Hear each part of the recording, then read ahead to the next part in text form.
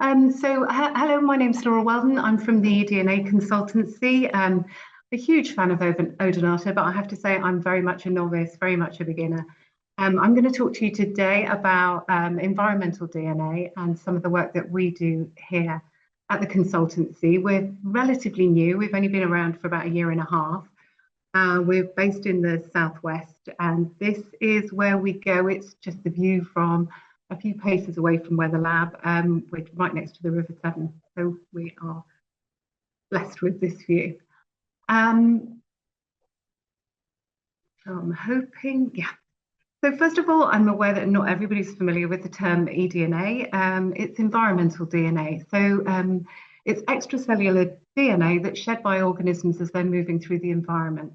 So it consists of pretty much everything that's left behind and that's not associated directly with the organism. So it can be, as organisms interact with their environments, they'll scrape off bits of hair, the skin, they'll shed DNA through the feces. We can identify species from the gut lining. Also, probably the biggest field of research has been in aquatic eDNA. And I'm personally a firm believer that this is because sort of slimy things like fish and amphibians tend to shed a bit more DNA than other organisms. You can also, you'll be tracking DNA from everything. So if there's, decaying and dead things in that environment, they'll be shedding their DNA too. So environmental DNA will hang around for a few days. So it'll degrade naturally just through normal processes, UV and just natural degradation. Bacteria will break it down. So what we try and do is capture that DNA before it's been removed from the environment. And that will give us a good indication of what's been there, what's been present relatively recently. So the decay rates of DNA differ depending on the environment you collect it for. But as a rule of thumb, from aquatic systems, we can say like 3 to 5 days would be a reasonable indication of recent presence.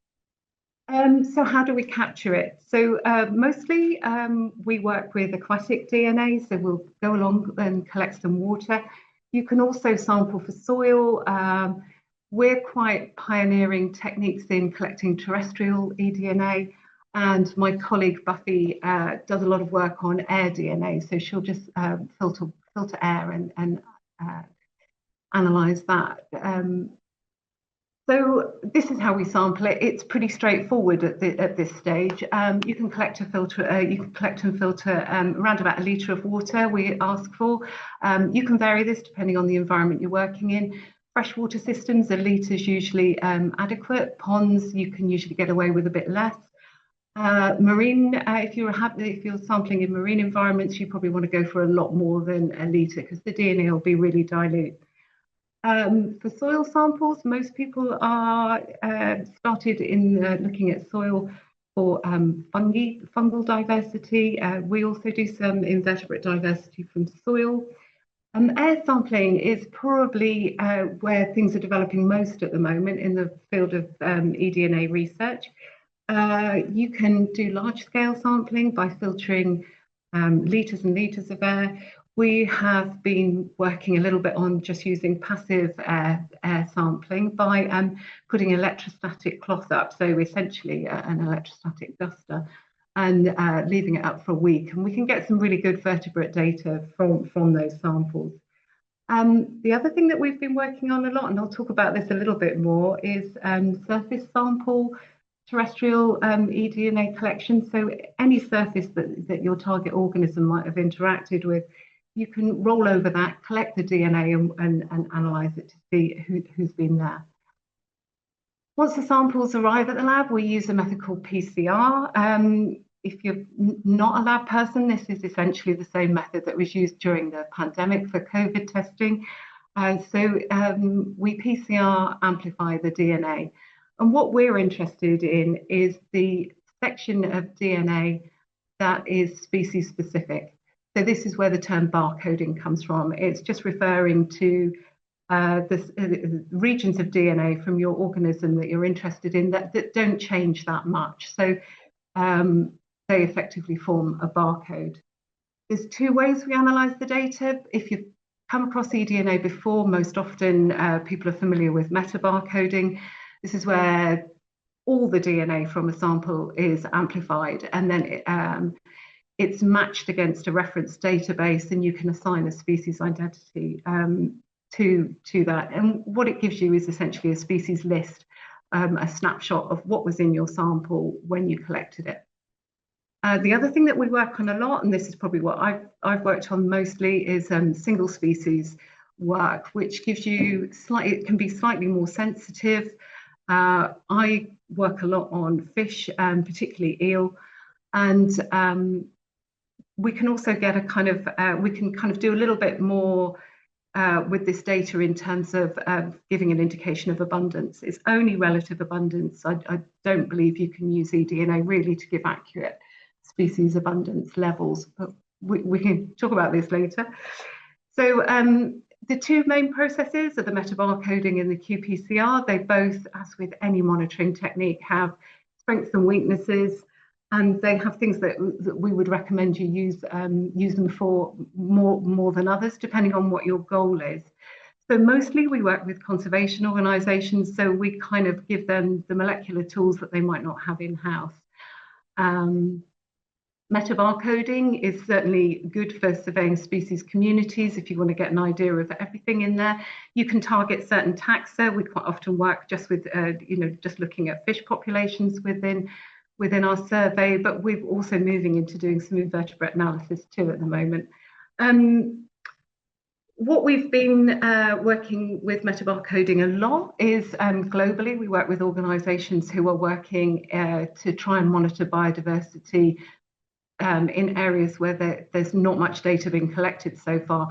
So quite often we're working with data sets where we don't know what's there and there's no DNA reference database, but we can kind of catalogue this data. And as more sort of DNA sequence data becomes available from individual species, we can go back and reinterrogate it and sort of get a snapshot of biodiversity for those areas. On the qPCR analysis, we tend to do targeted species surveys. It's a slightly more sensitive method, not always, but generally you're more likely to detect and get down to a greater level of sensitivity using single species. And mostly we use this for very rare or very low abundant populations. And we're also moving into tracking invasive and non-native species as they're moving through environments. You can get an early detection, perhaps before it's really obvious that they're there. It lends itself well to really large survey sizes as well, and can give you a good understanding of species distribution across environments. So who's been using an eDNA survey? So we work a lot with conservation organisations, we work with government, we work with the Environment Agency, we also work with ecologists. We're both researchers, so the consultancy, we try and stay research active, so we partner a lot with universities, with still supervised PhDs.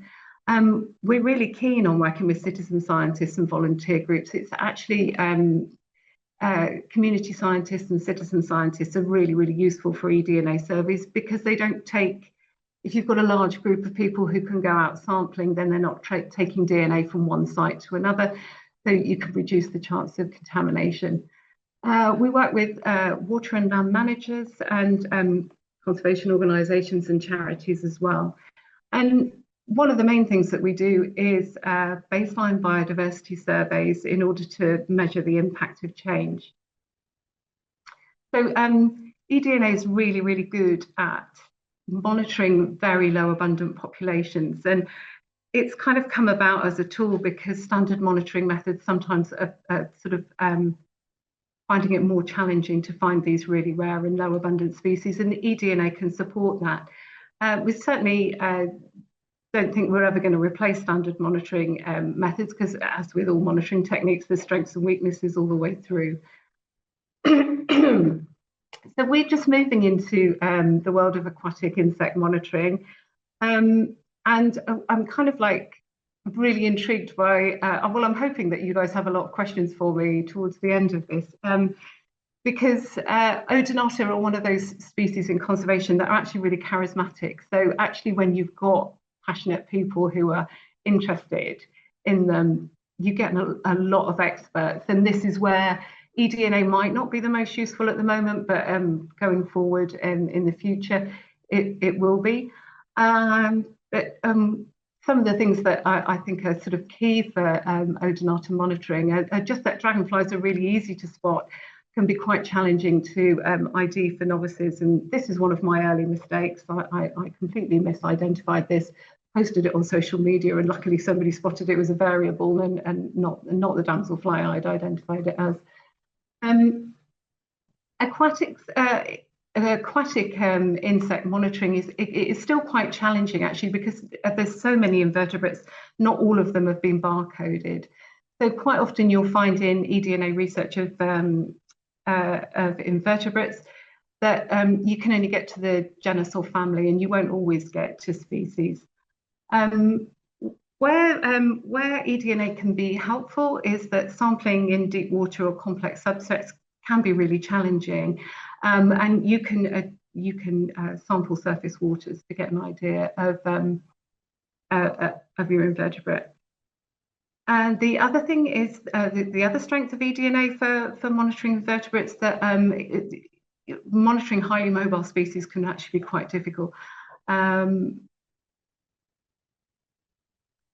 So I'm just going to talk again. It's nice to see that there's the previous talk talking about community science and citizen science work. We're really keen on it. We find for lots of different reasons, but mainly community scientists enable a survey that with a huge spatial coverage. So, for example, earlier this year we've managed to cover the whole of Somerset with a citizen science team. Sampling to look at beaver distribution in all the waterways. We often find as well, depending on the species that we're studying, that volunteers are actually quite often experts, far more than we are in the species under study. Community science is also really, really useful for monitoring very abundant taxa, so things that are really easy to spot, and of course it's great for public engagement. Where eDNA might outperform your citizen scientists is that it can be more sensitive. We can also spot rare taxa that might be harder for people to spot, especially for Odonata if they're looking at things on the wing. Citizen science monitoring, eDNA versus citizen science monitoring, this was raised earlier. You could reduce the bias just because you haven't, everybody's collecting the same type of sample. You haven't got a few community scientists that are real experts versus some that are more novice. You can standardize your sampling effort really well with eDNA. You just go along and collect a single sample, and it's fairly straightforward. The other advantage you have is that you can capture that diversity. You don't just need insects on the flight, you'll get the larval and egg stages as well. And particularly for invertebrates, it's non-invasive, and some sort of standard monitoring methods for invertebrates can be quite distractive. You don't always need to use that. We can collect the extracellular DNA, so we're not doing that distractive sampling. Where the two cross over really, really well is that you get this kind of enhanced spatial resolution. It can strengthen species detection. You can confirm and use, crossover between your experts and your eDNA species detections, and also that you'll get all these different detections at different life stages. This is a really nice. This study, I think, was from America in Idaho. They wanted to look at the comparison of community science and eDNA for Odonata. It's one of the sort of earliest studies investigating eDNA for these species. And what I thought was quite nice was your citizen scientists outperformed the eDNA researchers on this occasion. So they collected two lots of 500 ml water samples from ponds. The citizen scientists actually identified Odonata at 58% of the ponds they surveyed, whereas the eDNA only detected it at 52%. Where eDNA did outperform the citizen scientists was it did actually identify more taxa there than the community scientists managed. And they think this was in part down to the variable site accessibility and the adult visibility and behaviours. What I would like to say in defence of eDNA on this occasion was that invertebrate DNA is very dilute. And I suspect had they increased the sampling effort and collected slightly larger sample sizes for them to extract DNA from, the eDNA might have done slightly better. I'm just going to give you an example of, this is a terrestrial eDNA case study we did about a month ago, actually. We were working with we just did a community event to talk to local people down in the Wye Valley about eDNA methods, and we were trialling our surface eDNA monitoring. So this is a roller method that we use. It's really quite simple. You can just see the person on the right there has got a small paint roller. It's been sterilised, so it's DNA free, and then we add a DNA buffer to it. And we go along, what we did on this day was we went along hedgerows. So the site we were at had one very ancient hedgerow. It's been monitored by a local community group for a long time, and it's a sort of relatively rare habitat. It's called wet meadows. They had a very old ancient hedge versus a very new hedge that had been recently planted around about 10 to 15 years ago.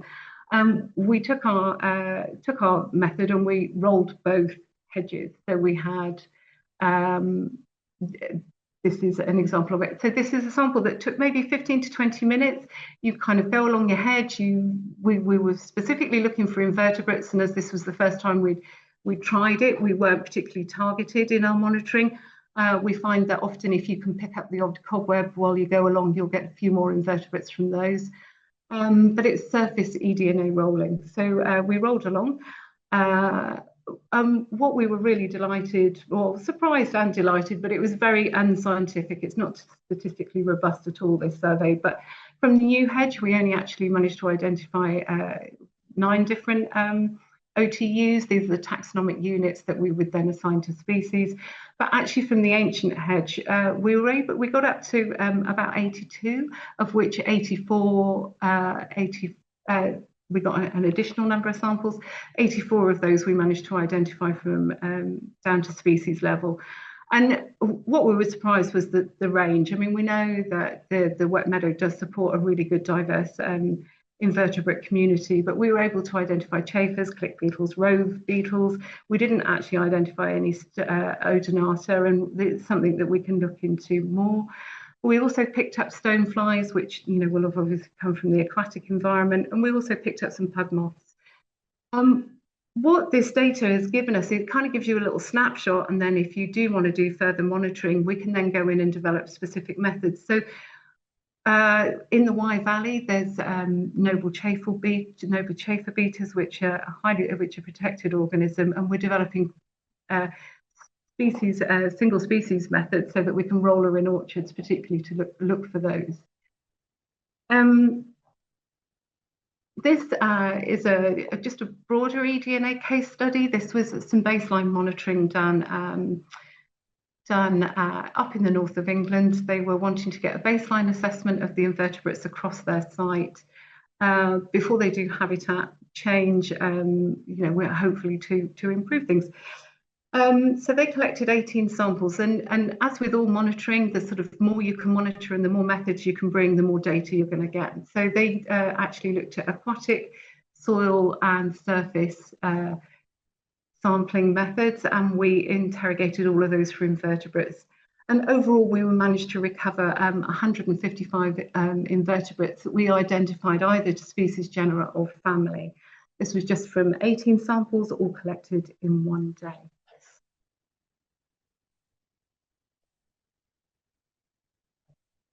So where are we going next? One of the things that we find quite challenging really is sort of, while eDNA can generate a lot of data, and that in itself is really exciting, but how can you best use it? So certainly as we're moving more into looking at invertebrate data, we are looking at functional and community diversity dynamics. And we feel that this is going to be quite powerful. So it's great to have that species list, but actually you want to know what's going on. And what we know is that the more biodiverse a community is, the healthier that population is. So this is a study that was done in freshwater streams in South America, actually, and they're starting to move eDNA into this sort of functional dynamics. And of course, the odonatas have a number of roles within the aquatic environment. Primarily, they're apex predators within that group, so they sort of have a very big impact on the whole food web. They're also bioindicators. This was mentioned in the talk prior to me, and they are sensitive to what's happening. So depending on the species that you're looking at, they have a good role as bioindicators. And importantly, if you're looking at the whole environment, they're really responsible for energy transfer. So as they move from the aquatic environment and emerge as adults, they're taking all the energy that they've sort of accumulated over their years as larvae and moving out, and will be eaten by bats, birds, and everything else around that predates on dragonflies moving out.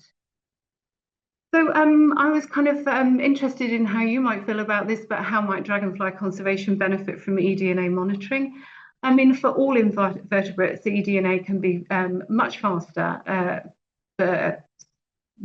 way of identifying, unless you've got somebody really good in the field. You get much more sensitive detection, and importantly, it's non-invasive and it's non-destructive. You do get earlier detection of very rare and declining species. You can get improved mapping of breeding sites. It's really useful for monitoring hard to survey life stages. So not everybody's happy to go and do a kick sample, but so you can pick those up, and you can get really rapid assessments of what's going on after habitat restoration. eDNA is really good for long-term, large-scale surveillance, and it can give you a really good indication of ecosystem health.